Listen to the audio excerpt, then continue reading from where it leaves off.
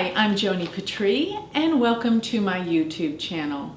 Today I want to talk about one of the most significant things that I pay attention to when I'm looking at a birth chart, and that is the placement of Rahu and Ketu, which Rahu is the north node of the moon and Ketu is the south node of the moon.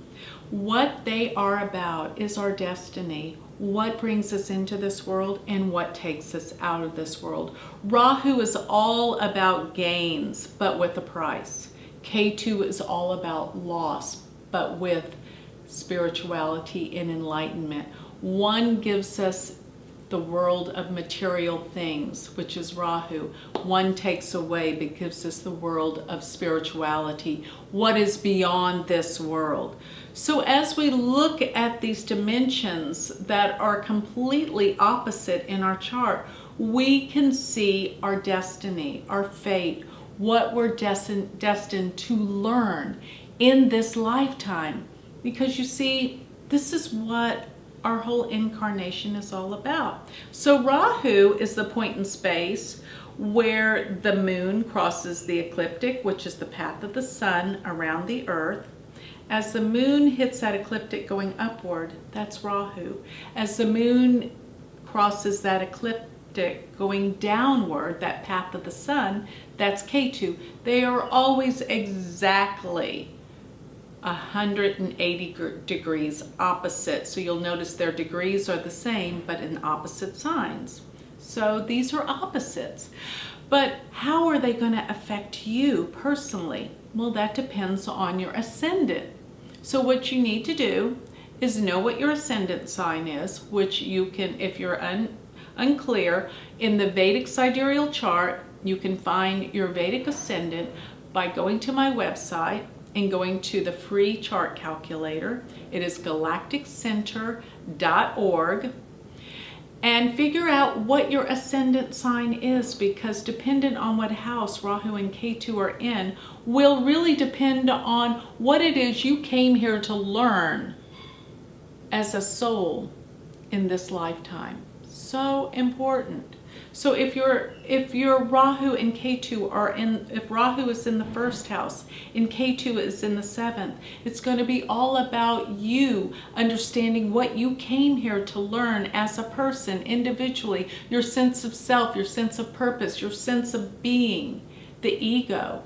And Ketu, the opposite, these issues you will learn through relationships. So if you have Rahu in the second house and Ketu in the eighth house, the issues are going to be around money and what you personally value in this world. Second house matters. So that involves finances and learning how to balance money and what it is you value most in this world. And these things will teach you your greatest lessons. Money.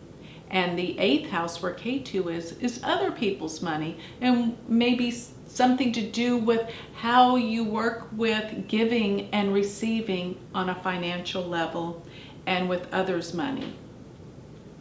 So it'll be all about money issues. If you have Rahu in the third house and Ketu in the ninth house, you're going to find you've come to learn through education, through learning experiences, through travel, and possibly you got some real issues with your siblings, particularly the youngest. And sometimes when Ketu is in the third house, there are no siblings beneath you. You are the youngest one.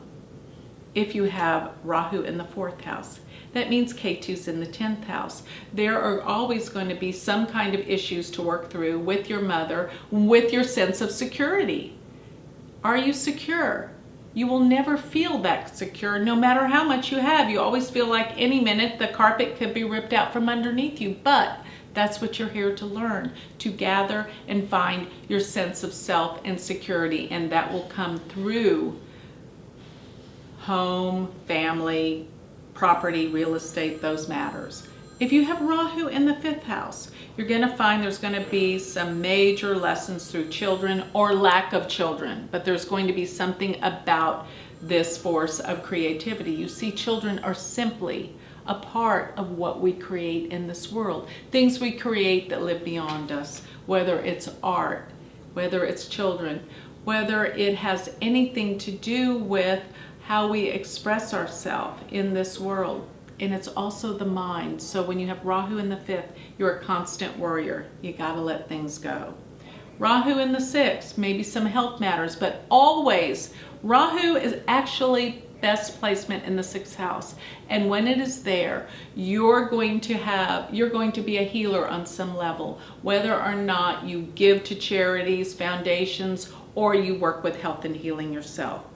If you have Rahu in the 7th, this is all about relationships. You will find that you will be attracted to partners that are bigger than life, but teach you your biggest lessons that you came here to learn. Also be aware of business partnerships. You will have very powerful people in your life. Rahu in the 8th. There's something for you to learn through money with other people, inheritance, your partner's money, the money that you acquire through marriage and relationships.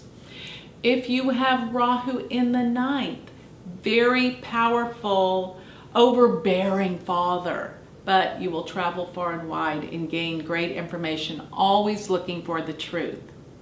If you have Rahu in the 10th house, it's all about your career. You will be a major success in life. Many things will be granted and given to you, but you will have to move many times, and maybe there's a loss around home and family because you're usually at work. Rahu in the 11th house. You might be the oldest one in your family because there's no one above you in the birth order. But if you do have older siblings, there can be some issues, pressing problems over their dominance and overbearing character, but they will be very, very successful. And you will have very influential and very powerful friends. Take advantage of that. Remember, it's not sometimes what you know, it's who you know. So if you have Rahu in the 12th house, this could be travels far and wide to many countries, connection to foreigners, and you will have an interest in health and healing because that puts K2 in the 6th. And there you go. This covers all 12 signs of the zodiac. This is your karma. This is your destiny with Rahu and K2. If you need more information, please go to my website, galacticcenter.org. Thank you.